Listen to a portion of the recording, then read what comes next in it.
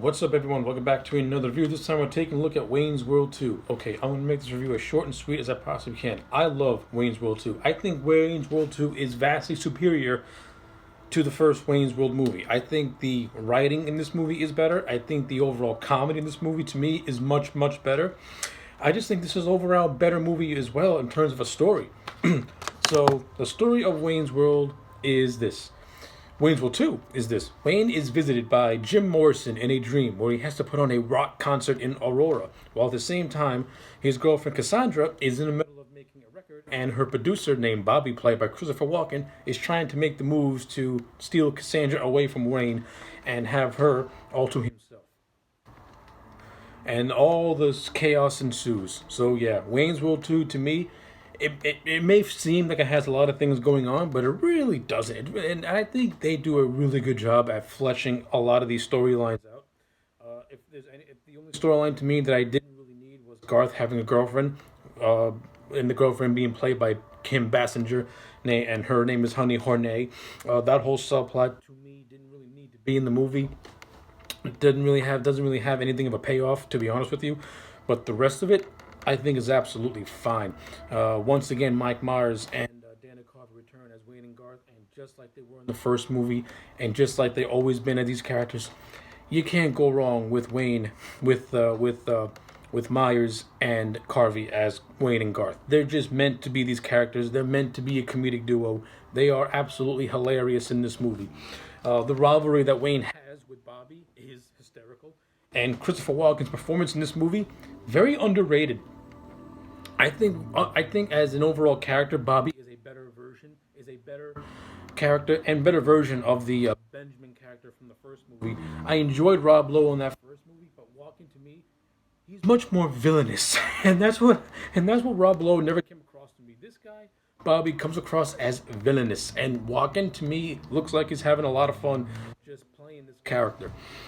Tina Carey once again returns as Cassandra, and as I said in my previous review, she's not the world's greatest actress, though I think in this movie her acting has improved a lot, and she and Miles have a lot of funny scenes together.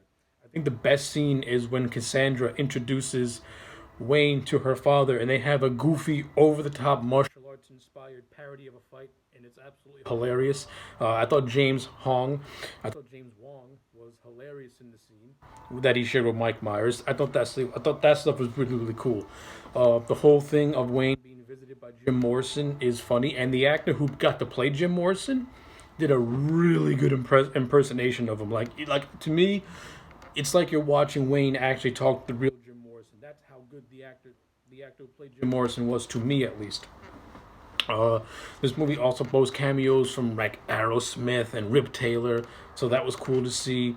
My favorite, we also get Chris Farley, who plays a character called Milton in this movie. Wayne's friends from the first movie have a little bit more to do in this movie. They have some funny bits, but my favorite character in this whole movie is the character of Del Preston, played by Ralph Brown.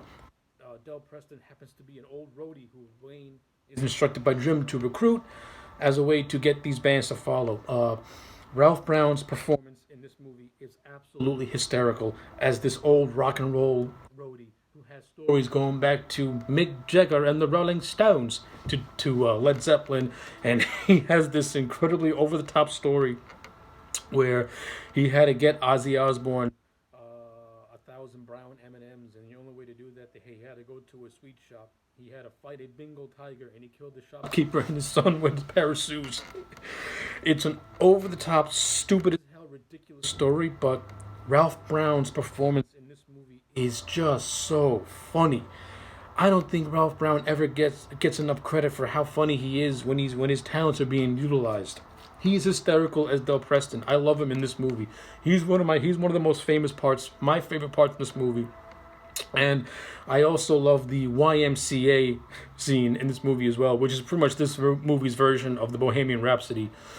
The YMCA scene in this movie is utterly hysterical when Wayne is doing his detective work and he gets spotted by Bobby. So Wayne, Garth, and their two friends have to hide in a gay bar and they have to do the YMCA. It's a hysterically funny scene and I love it. Good stuff.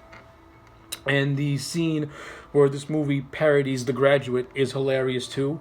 The Charlton Heston good actor cameo is a really funny scene as well. So yeah, like to me, Wayne's World 2 just has a lot funnier jokes, just all around a much more funnier movie. With the exception of the Garth gets a love interest subplot, I think Wayne's World 2 far exceeds that first movie, and I'm going to give it a solid 9 out of 10. I love Wayne's World 2. Anyway, those are my thoughts. Let me know yours in the comment sections down below. Like the video and subscribe, and I will check you back next time for more.